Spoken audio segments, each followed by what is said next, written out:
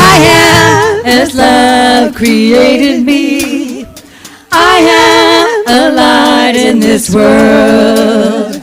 I am as love created me. I am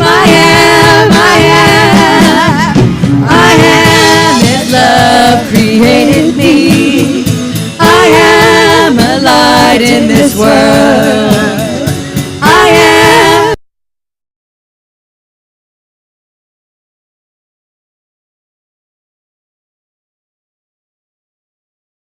as love created me. I am a light in this world. I am as love created me. I am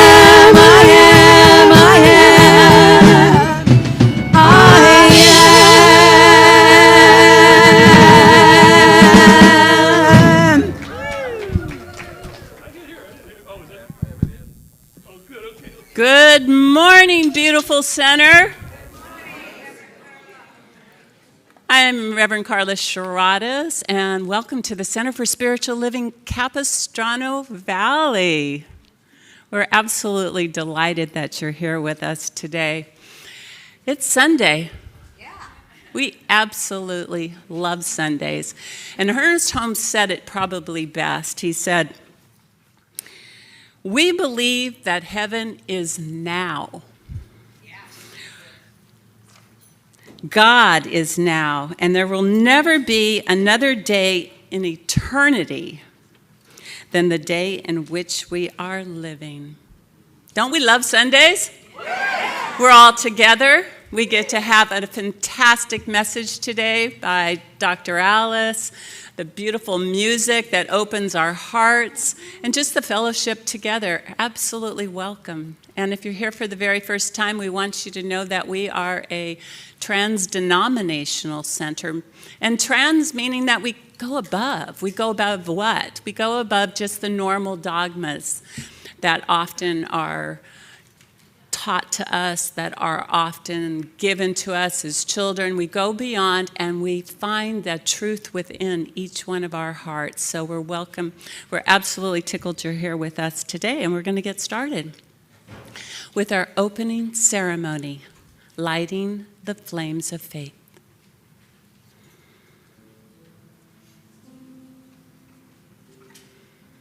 We perform this ceremony to promote the universal consciousness of life, which acknowledges that all peoples, all faiths, all sentient beings come from one great universal presence, which we call spirit.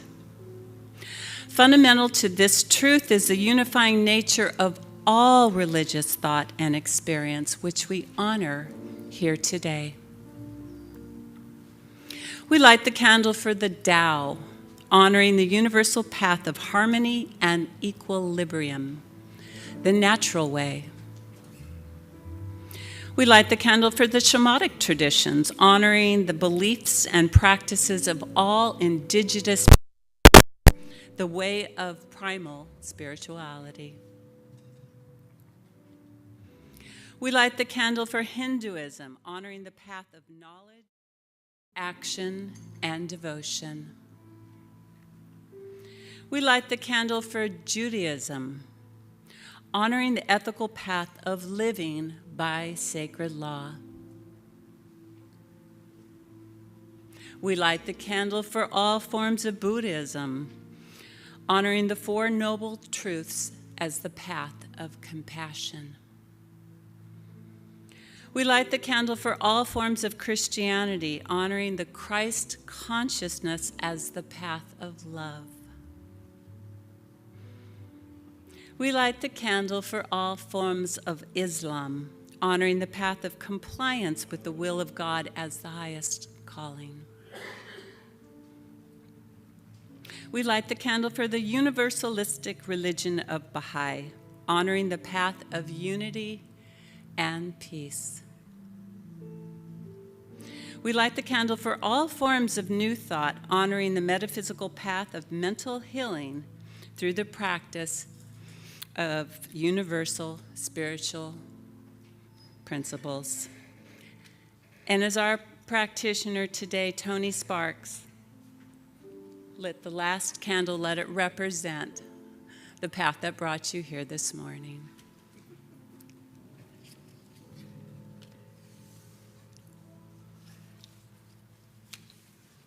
And we'll be taking 2 minutes of silence together. This is a sacred, holy time, so I invite you to open your hearts and feel this as we do it in unity.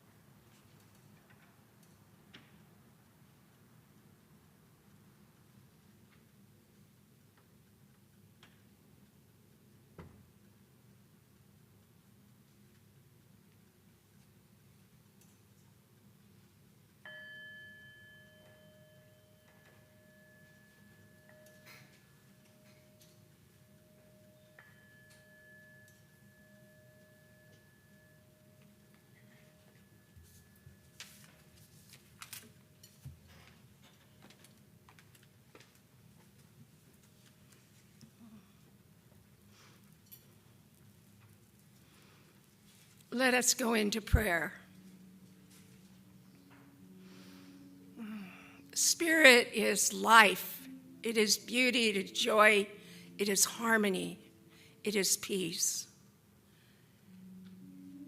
God is whole, perfect, and complete. It is the source of all good. It is infinite intelligence, wisdom, and clarity. God is all there is. And each of us is an expression of this spirit, this life that lives within us, that empowers us, intuits us, guides and directs us. We are never alone. And I know that in this moment of now, we are filled with this truth. We are filled with knowing that we are emissaries of light, of good, of harmony, of joy, of wisdom, and that each one of us is connected to the whole, to each one of us, to the earth, to everything that grows and walks on this planet. We are one with. And we are divinely guided always. And let us hearts be open. Open to know that as we are embassies of light, others are too, everywhere. So as we look up at the heavens at night, we will see the sparkles of each and every soul. And so I know that today we are filled with wisdom from Dr. Alice, that whatever we partake of will enable us to go home and to live our lives with new truths, with new ways of looking at things, and being inspired by the truth. And so, with so much gratitude for this morning, I place these words into the law of action, of power, knowing that it's already done, it's already so, as we say together, and so it is. Now let us, sorry, I'm sweating. Now let us read together a portion of our global vision. Okay, it's in your program. Are you ready? Okay. We see a world that works for all, where humanity awakens to its spiritual magnificence, where forgiveness is the norm, where resources are valued, cared for, and shared, and where there is peace, harmony, and justice for all. And now let us read our affirmation for today. I embrace the power of vulnerability and creating connection, and so it is. Thank you.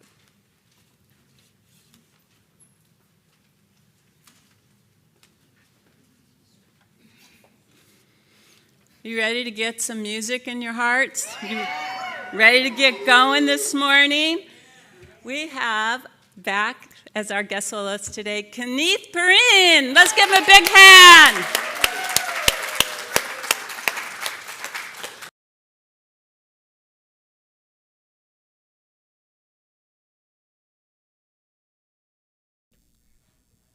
Good morning.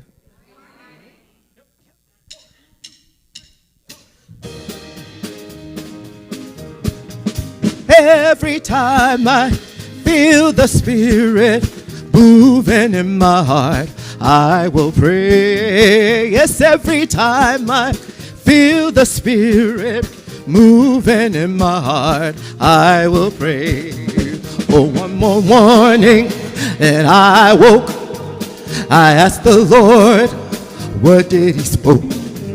And I looked around me, what did I see? I saw the heavens coming for me. Oh, every time I feel the Spirit moving in my heart, I will pray. Yes, every time I feel the Spirit moving in my heart, I will pray. Now I have troubles, I know you too, but that's okay, we will make it through. I know it gets so hard sometimes, but when we pray, the Spirit is divine. Oh, every time I feel the Spirit moving in my heart, I will pray. Yes, every time I feel the Spirit moving in my heart, I will pray. Take it away, fellas.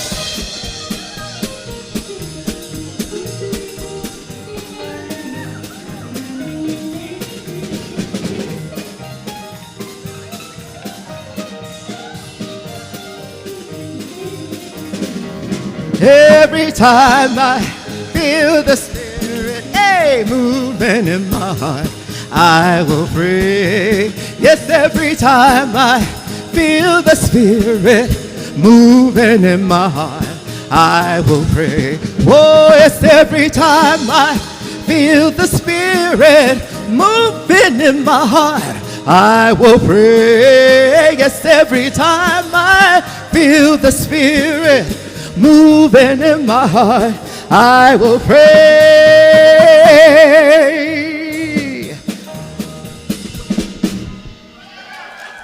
Something like that.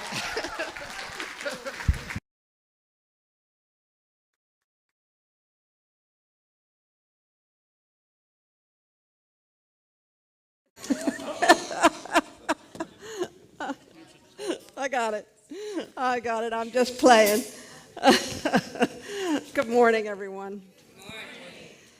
Good morning.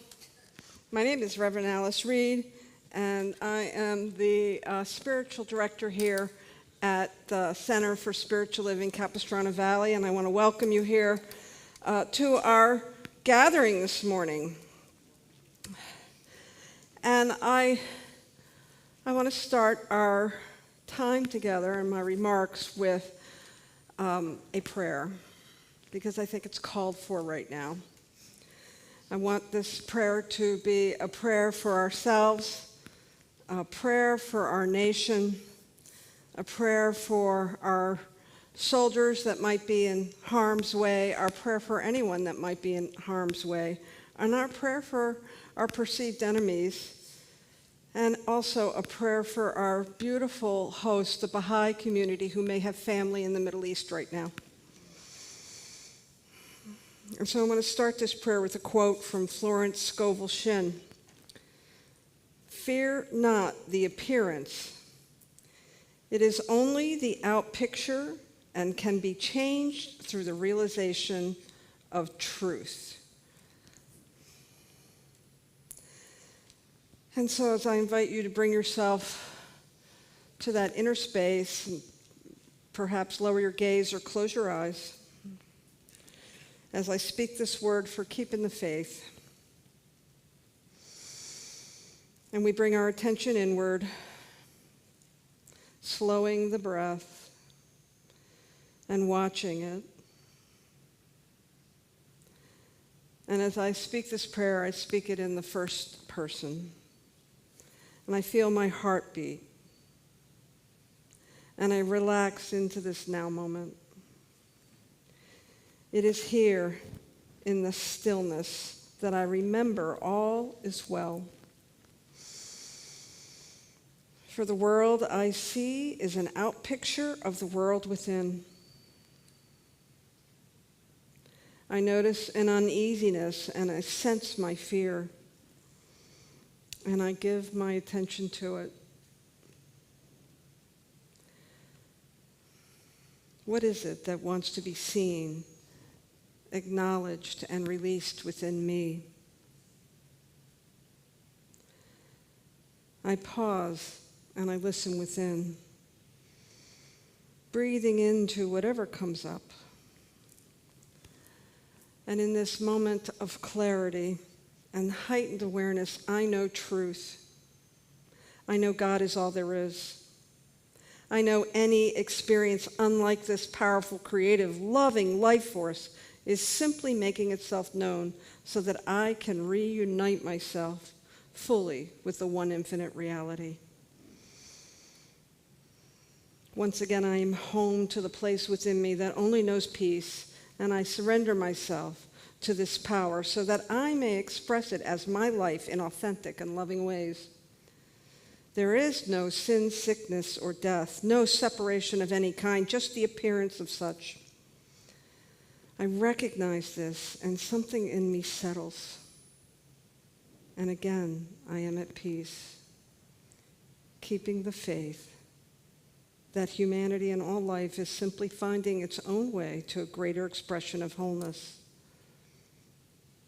And it is in gratitude that I let go and give my life back to the one from which it came to use me and express through me in creative and powerful ways. I am open and fully available to love, to show up in the world as me this day, and I thank the universe. And so it is.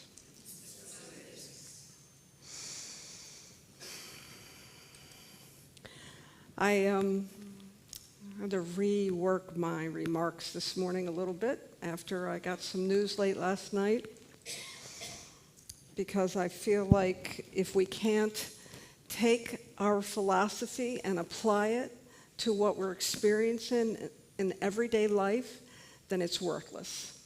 It has no use to us. It's poetry or some kind of fanciful thinking. But this philosophy that we are studying, that we're attempting to live out into the world, invites us to walk it out, to practice these principles in whatever way we can, regardless of the experience we're having in the world, regardless of what we're seeing, regardless of our perceptions, regardless of the dangers that we see around us. There's a Bible quote that goes something like, What you did for one of the least of my brothers and sisters of mine, you did for me. And Jesus of Nazareth is talking about having compassion for those that are struggling, who are feeling like they're going without, those that are challenged by the events of their lives. And conversely, I think that also talks about when we hurt one another, when we do harm to each other, when we dehumanize one another and devolve into toxic behaviors where force is our only recourse, we clearly, deeply are unaware of our divine nature. We are unaware of our nature, of the spirituality that swells up and lives within us and is all around us. And so as I look at the events in the world today, and I look at in the back of your program, there's a section that says what we believe. These are pretty nice. Thank you so much, Mary Brogdon, for putting these together for us. You did a lovely job. And this, what we believe, was the answer to a question that was asked to Dr. Holmes in the 1920s, 1930s perhaps. What is it that we believe? And he answered that question with these, what I refer to as the declarations of principle.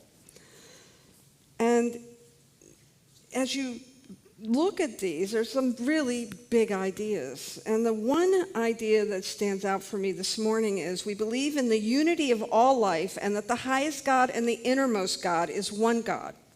We believe that God is personal to all who feel this indwelling presence.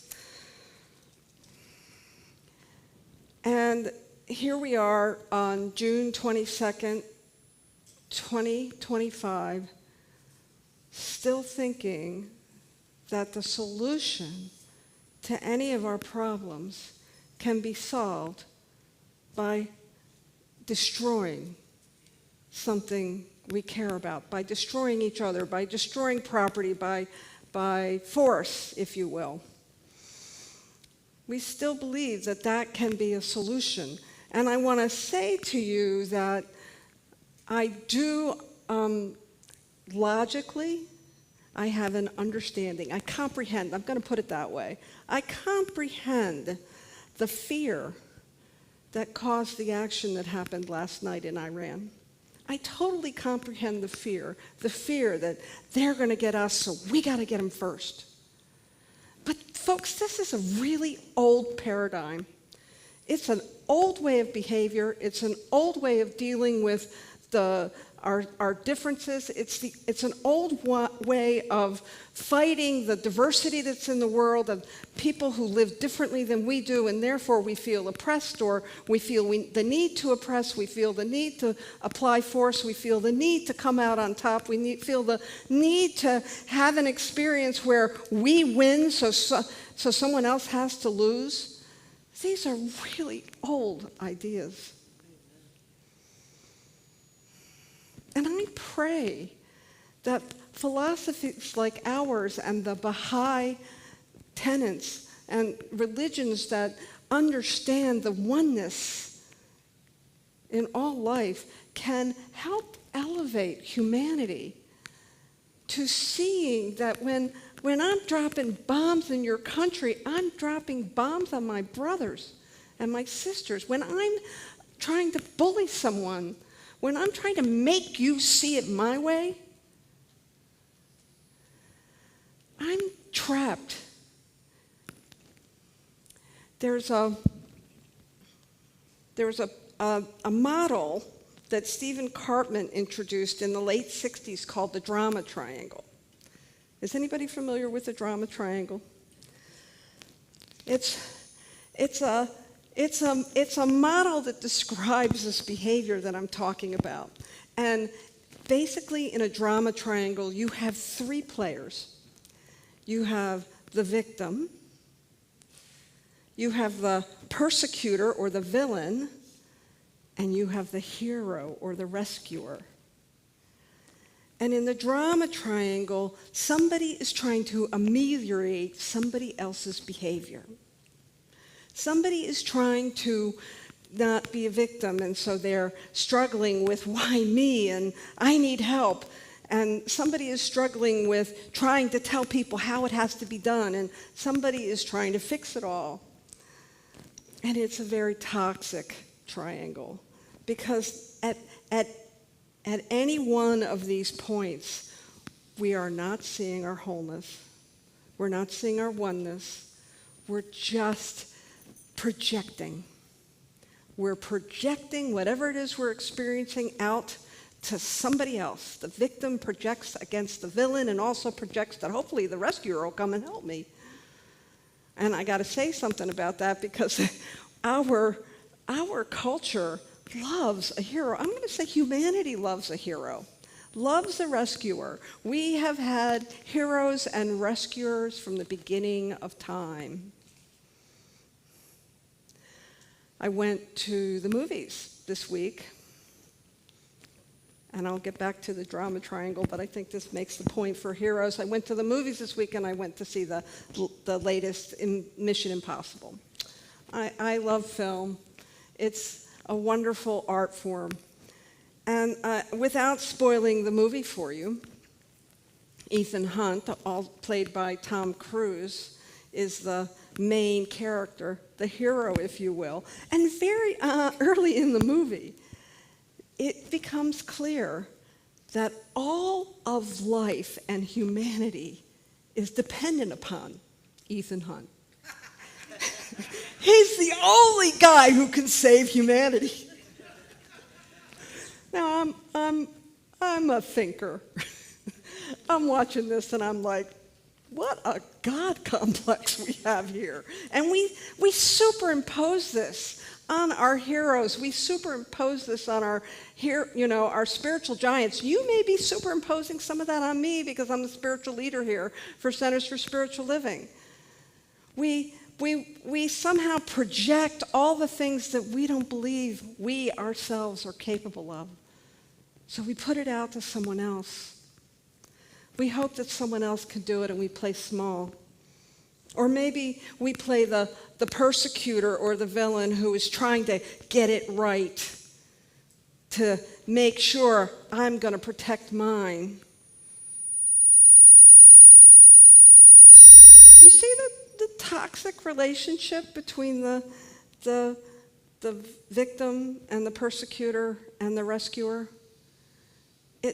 It's a lose-lose as long as we are projecting and looking outside of ourselves. And I see that playing out in last night's events. There's definitely a victim, there's definitely a persecutor, and there's definitely a rescuer. And honestly, when I sort of try to map all that out for myself, I think it's kind of interesting when I look at that idea of the drama triangle. The fact is that unless we begin to integrate all three of those positions, unless we can begin to integrate it within ourselves, we will always be trapped and imprisoned by this model.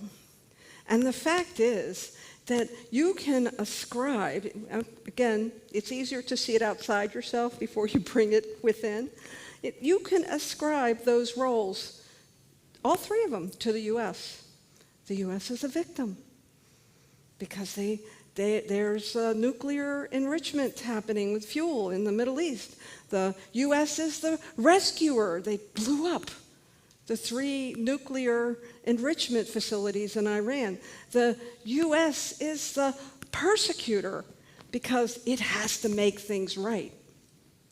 And so I share that with you to say that this drama triangle is simply and merely a projection because for some reason we have not been able to come to terms with our own pain.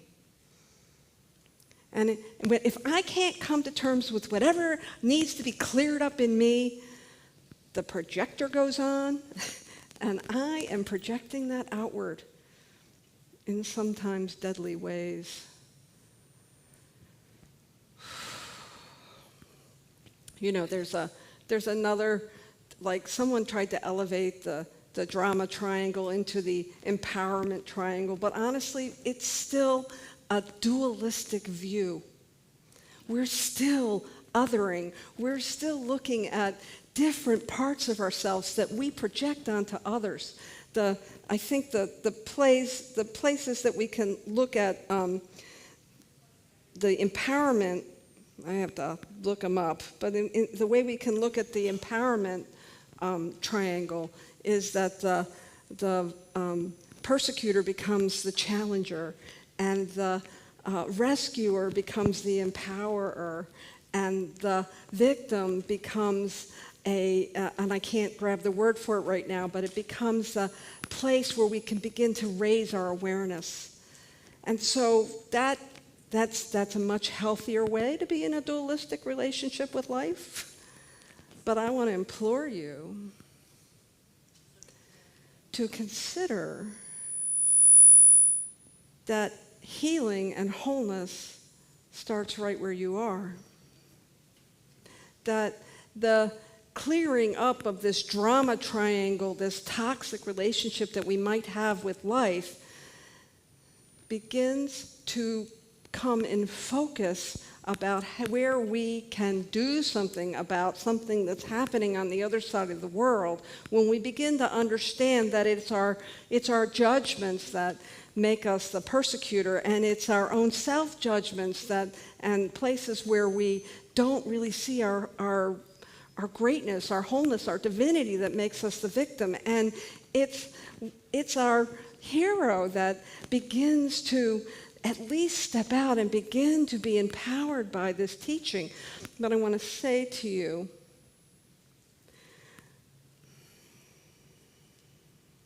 I think we're at a critical point. I think that's this idea of what I experience and everything that I see around me comes from first within me, tells me that we got a lot of people living in a dualistic victim, villain, hero relationship with life. And in order for us to step it up and raise and elevate humanity to that next level, we must begin to learn how to walk out our lives in a more unitive way, to integrate the different parts of ourselves, to integrate the ways that we see the world, to integrate the things that I attribute to you that are living in me too. And when I can begin to integrate those places that I'm triggered, when I can begin to integrate the places where I'm empowered, when I can begin to see all that within myself and to realize my own wholeness, well, then I'm going to see it in you. Because, again, the world I see around me comes from what I believe within me. And so I have to clean up the lens that I'm looking through so that I can begin to see divinity outside of myself. And all around us, and know that we are not separate. And so this situation that we have in our world today that affects all of us in one form or another is an opportunity. It's an opportunity for us to get clear on what it is and how it is we want to respond to the world. We have a saying here, it's on bumper stickers, we have it on coffee cups, I got it on my wrist bracelet, it says respond with love. And respond with love does not mean, it's okay to beat me up. It's okay to do harm. I love you. No. Respond with love means to elevate our thinking, our actions, our behavior, our dreams, the ways we want to walk out into the world, that we respond in a loving way that shows our love for our oneness.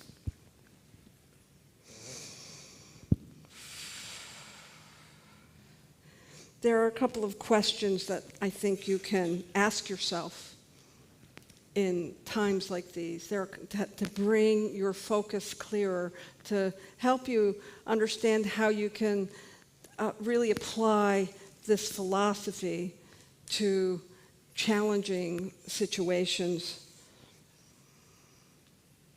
And the first question is, where am I still defending myself unnecessarily? Where am I still if you know me, if you work with me, you've seen, and it's just an old habit, right? It's just an old habitual way of being where if something goes wrong and I can't fix it, I have to be defensive about it.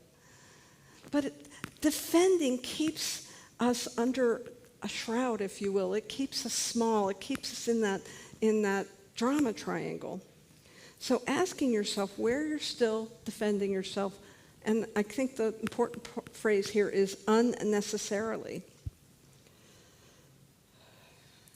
The second question is, where do I celebrate winning at the cost of another's dignity? And I'm not talking about Mexican train, Dan. You have no dignity in Mexican train. I make light because this is heavy. But is there a place where winning becomes more important than the person that you are in relationship with?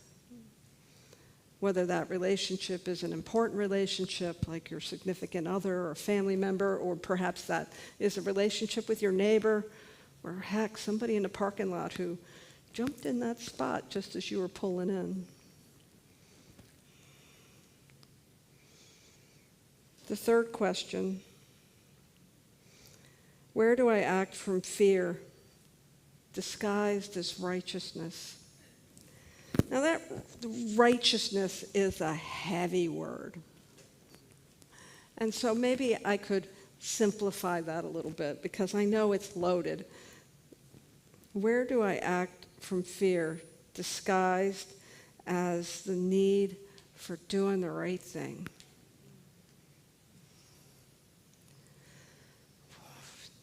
As long as we are human, we will continue to fall into the tiny little traps of fear and judgment and needing to be right. But here's the deal. As a practitioner of this philosophy, you have the opportunity to recognize it when it comes up and make a different choice. And sometimes you may not know what that choice needs to be, and that's why we need spirit. That's why we need a power greater than ourselves so that we can allow ourselves to be inspired for what is the next thing we need to do in this situation. Believe me, if we could do it on our own, we'd have done it by now. And that's why you're sitting in this room today, and that's why you may be watching this online, because you want to be reminded of who you came here to be. You didn't come here to be a victim. You didn't come here to be a bully. You didn't come here to be a savior. You came here to be an authentic expression of love, exactly as you are. And I want to tell you that regardless of whether we are talking about Iranians, if we're talking about people in the U.S., we're talking about people in Ukraine or Russia, all that us against them, Republican, Democrat, every single one of the beings that inhabit this human form came here to do the same thing. Remember who they are. I forget sometimes, and I notice others that forget because I forget. And so this week, my invitation to you is to remember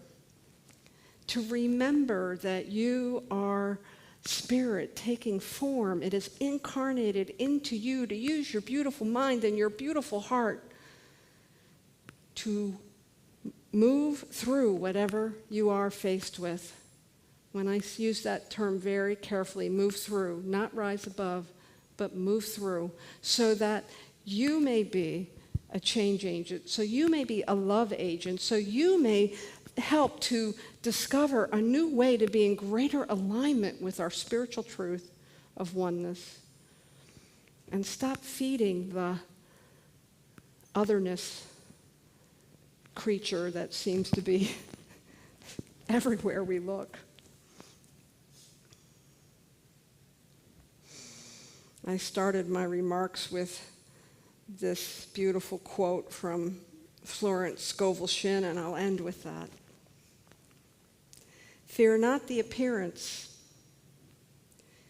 It is only the outer picture and can be changed through the realization of truth. Thank you very much.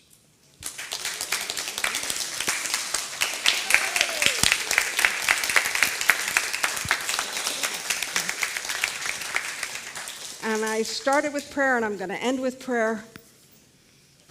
And oddly enough, I'm going to end with a blessing. You may not feel like it's a blessing right now in the world, but I'm going to end with a blessing because it is gratitude that is that generative energy that we can move through. And so I know the power and the presence of the one infinite reality blesses all of life.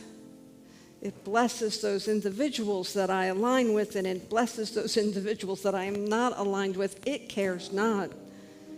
It simply embodies whatever it is we believe. It simply moves through us, and we are the filters for spirit. And so let us be the filters of oneness. Let us be the filters of love. Let us be the filters of harmony and peace. Let us be the filters of well-being and freedom.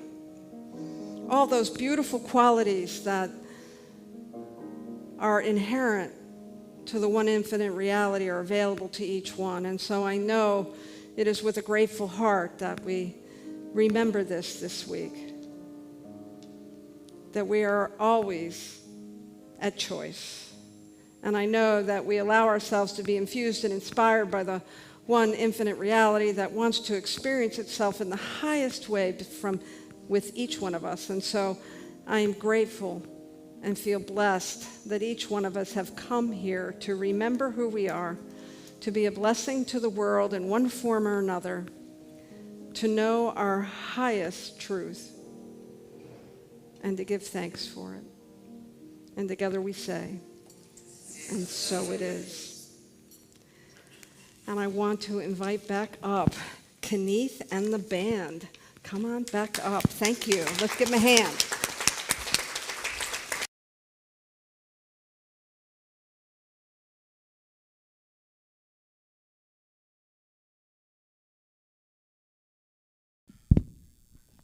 I almost missed my turn. Had too much coffee this morning. But anyway, TMI. Thank you, Reverend Alice, for a beautiful sermon this morning. Really timely and just really stirred. And hope that we can carry the message through with this song as well.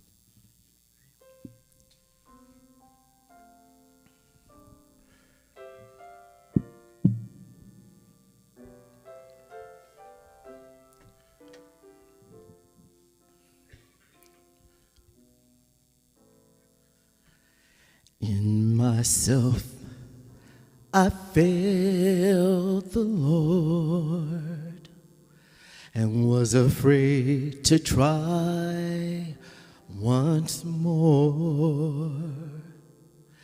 That fire in my soul had fled. That's when Jesus came and said, my spirit gives the strength you need to raise you up and to succeed, and for vision in the night.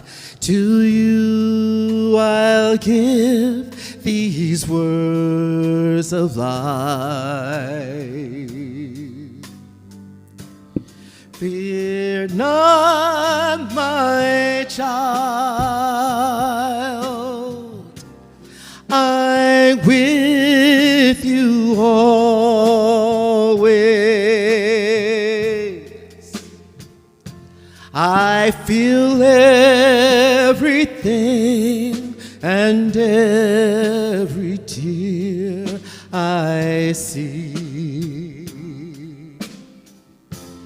Fear not, my child,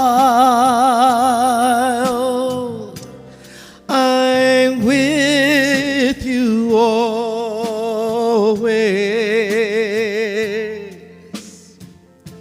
I know how to care for what belongs to me.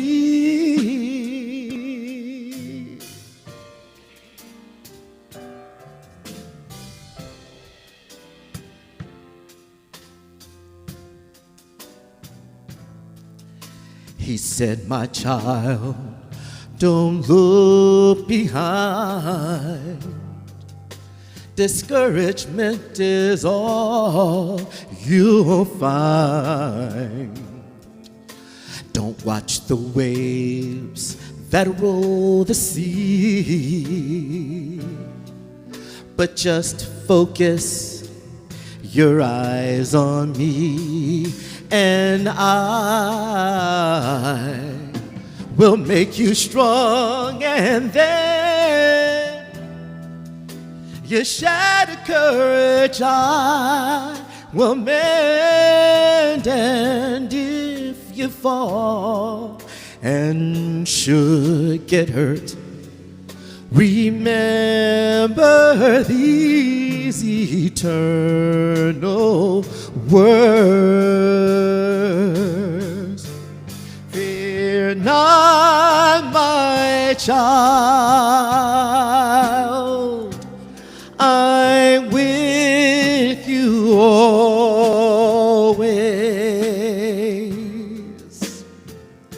I feel everything and every tear I see. Fear not, my child, I'm with you always.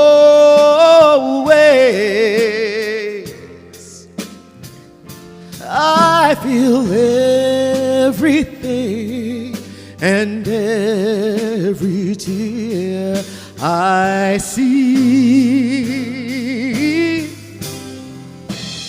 I know how to care for what belongs to me.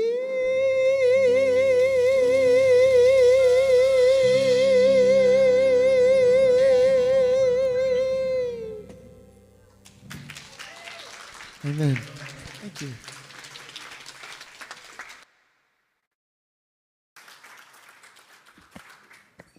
Let's give Kenneth another hand. Beautiful, soulful music today. Thank you for that gift. And let's give some love to our band. Aren't they gorgeous? And our songbirds.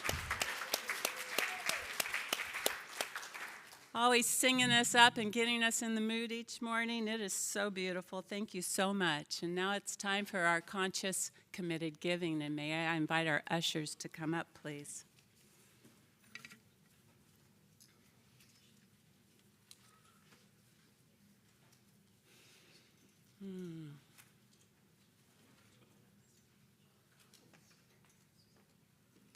Just take a moment and feel what you felt through this service. I don't know about how each one of you felt, but I could not even hear a pin drop when Dr. Alice was talking today. It was so impactful and so meaningful, and when I get a God shot, my eyes want to start crying. That's how it felt today. Thank you so much for that message. It was really beautiful. And this is a time for us to be able to give back to that which has fed us, which has deeply fed us. So please join me in reading our offertory. And if you're online today watching, please feel free to give to what is on the prompts or cslcv.org.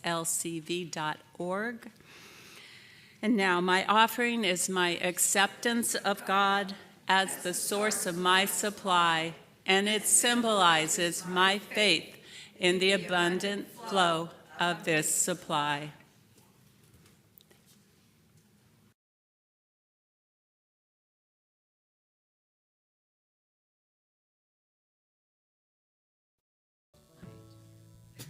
There is a light within me. There is a light within me. There is a light within me. Illuminate me, illuminate me. There is a love within me. There is a love within me. There is a love within me. Illuminate me, illuminate me. There is a joy within me. There is a joy within me. There is a joy within me.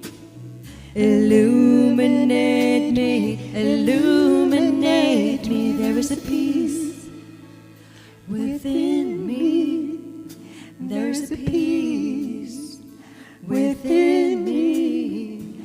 There is a peace within me. Illuminate me, illuminate me.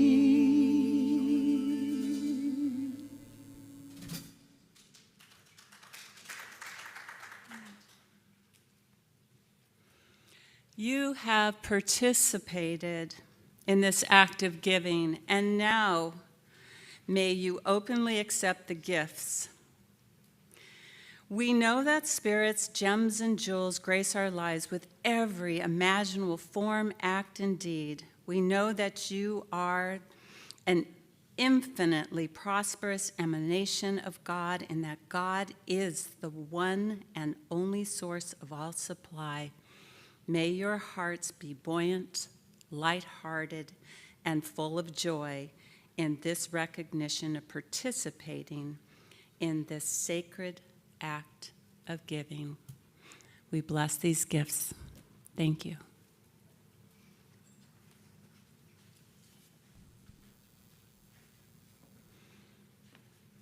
Do we have any newcomers, someone that's here for the very first time? Can you just raise your hand if that's you? Wonderful. We're so glad you're here. Thank you. And we hope you come back. Did you get a chance to fill out our guest book as you came in? If not, please do so that we can keep in touch with you, okay? Thank you. And I wanted to give a shout out to our practitioners this morning as well. Our practitioners have been taught as artists of prayer. And they've been taught in the science of prayer. And if you would like to get a prayer today, it's our gift to you. So please make yourself available to one of our practitioners that will be available in the back of our sanctuary today. And those practitioners in service are Tony Sparks, Cheryl Lyman, and Kathy Story. Let's give them a hand and some love. And I think it's that time.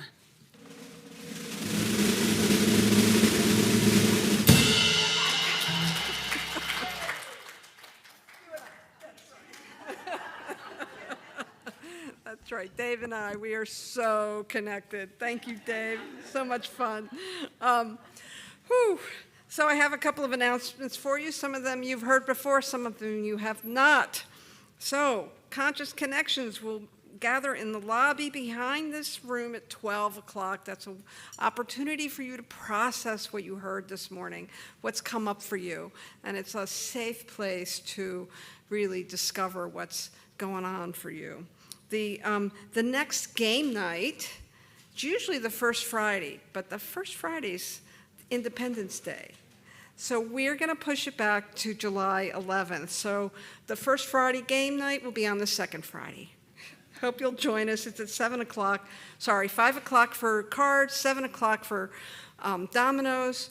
It'll be a fun time. We continue to offer you the sound bath experience. That experience happens the first Sunday of each month, and so on July 6th, we will be doing the sound bath in the multipurpose room at 12:30. If you have not experienced a sound bath, I highly recommend it. And if you want to know what it is, come see me, or anyone with their hands raised who have been to the sound bath. There you go. They can all tell you about it. I'd like to thank those who brought snacks today for our social time. We are celebrating a special day, and that is that our June Dixon, who happens to be our oldest member, turned 101 yesterday.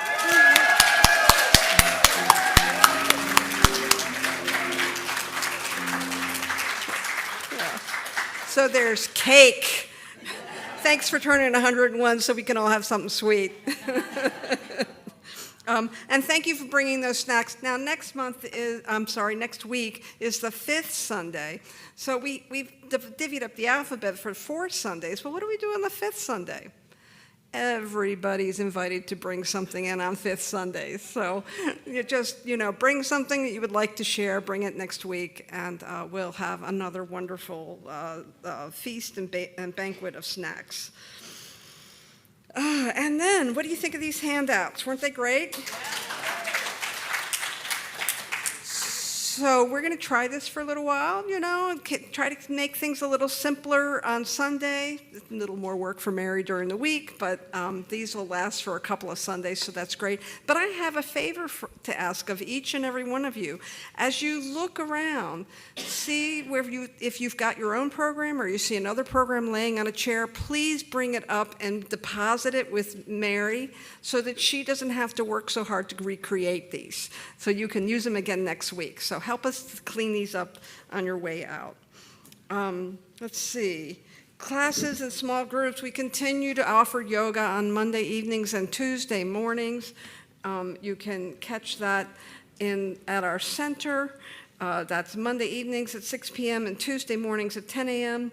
Mary's book study, Mondays with Mary on Zoom at 11 a.m. to 12:30. And right now they're reading Neil Donald Walsh's Friendship with God, and that's on Zoom. Shifting Sands will meet Thursday from 10:30 to 12:30 at the center in San Juan. And Coming Home, Awakening the Spirit will be on Zoom Friday at 8 a.m., facilitated by Joyce Fournier. You can find the details for all of these things in your twice weekly e-news that you get in your email box. There's a pamphlet, wonderful brochure that you can get on the way out that has all these things. And you can go right onto our website to get this as well. And it's time to invite our songbirds up to do our closing music.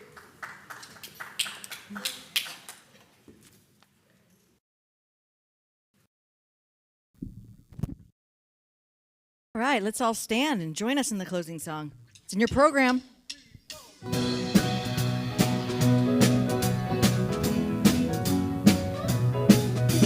Just right here, right now. That's all there is right here and now. Just the here and now. Living for today. Just right here, right now. That's all there is right here and now. Just the here and now. Living for today. Just right here, right now. That's all there is right here and now. Just right here and now. Living for today. Living for today. Living for today.